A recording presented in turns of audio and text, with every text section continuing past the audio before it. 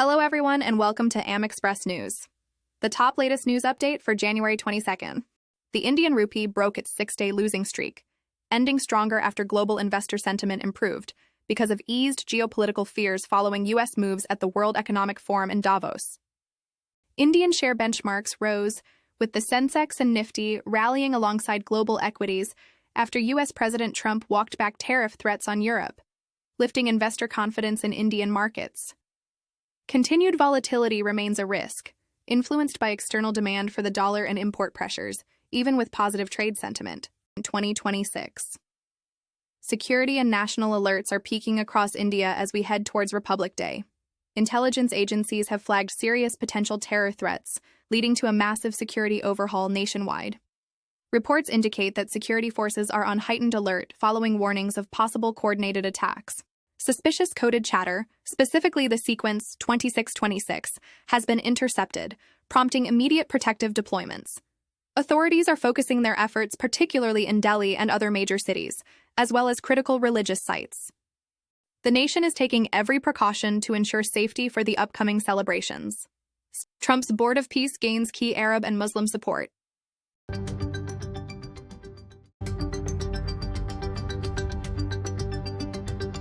Significant diplomatic breakthrough at the World Economic Forum in Davos, as 8 Muslim-majority and Arab states including Saudi Arabia, Pakistan, the UAE, Qatar, and others formally agreed to join U.S. President Donald Trump's newly proposed international peace initiative, the Board of Peace.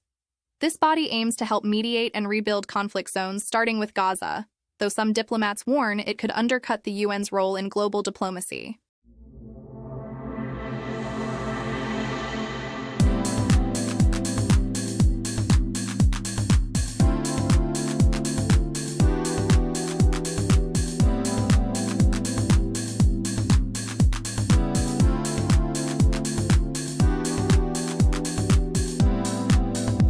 Key developments. Saudi Arabia, Pakistan, UAE, Qatar, Turkey, Egypt, Jordan, and Indonesia pledged support, planning to sign formal accession documents under national procedures.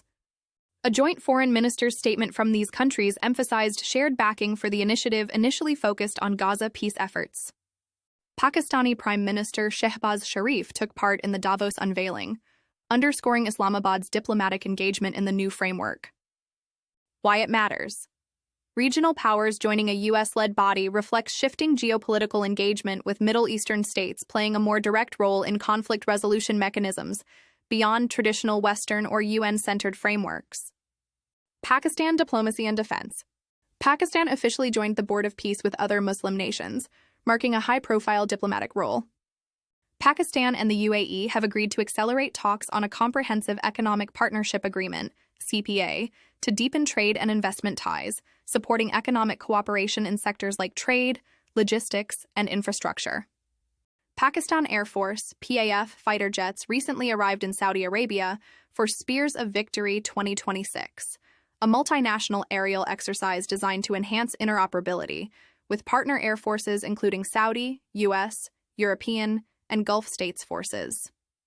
Saudi Arabia regional role.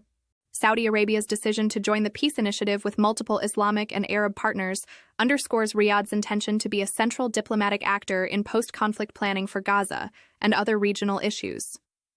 Longer-term military cooperation discussions continue between Saudi Arabia and Pakistan, including talks on converting outstanding Saudi loans into JF-17 fighter jet procurement deals. These developments come amid evolving Gulf dynamics, balancing economic partnerships, defense cooperation, and regional security priorities. China at Davos and global trade. China defended its wind power strategy at the World Economic Forum after criticism from President Trump, emphasizing its leadership in global renewable capacity and carbon reduction. The Philippines insisted that any South China Sea Code of Conduct be grounded in international law, a stance likely to shape ASEAN-China negotiations. Economic moves.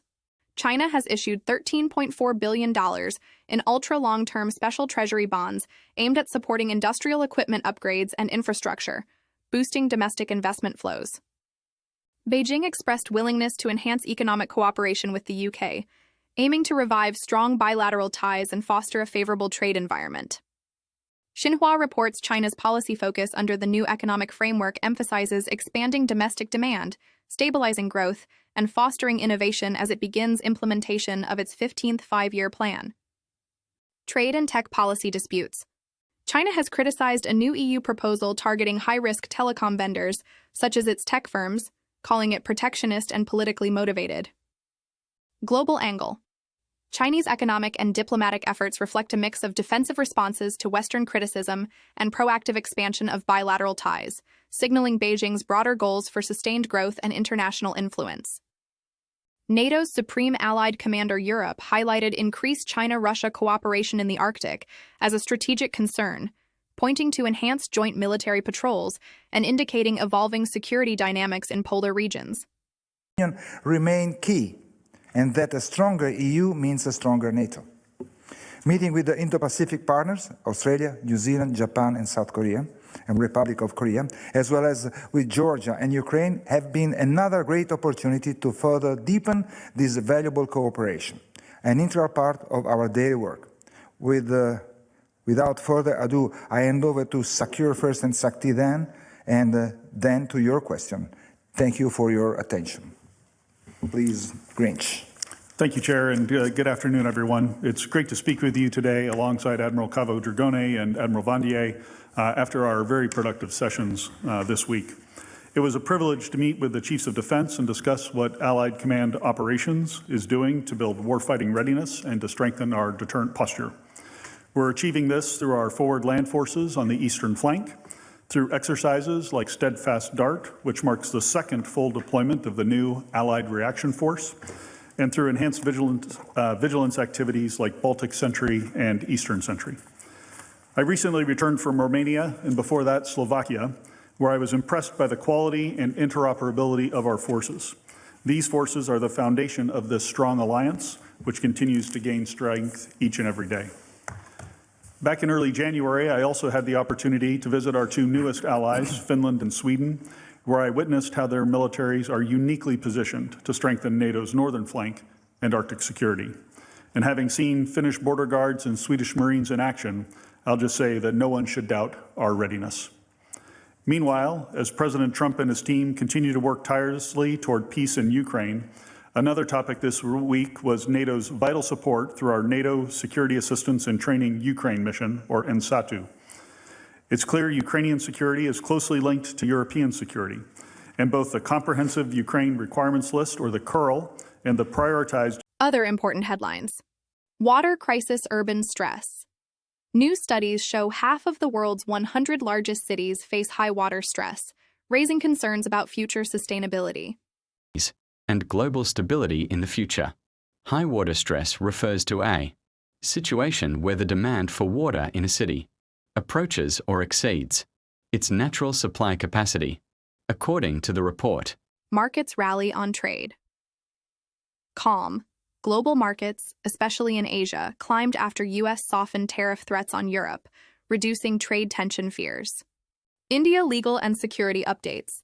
Ongoing debates over the death penalty and security operations in Jammu and Kashmir continue major topics in South Asian affairs. Thank you for watching AM Express News. See you in the next bulletin. Signing off, Valeria.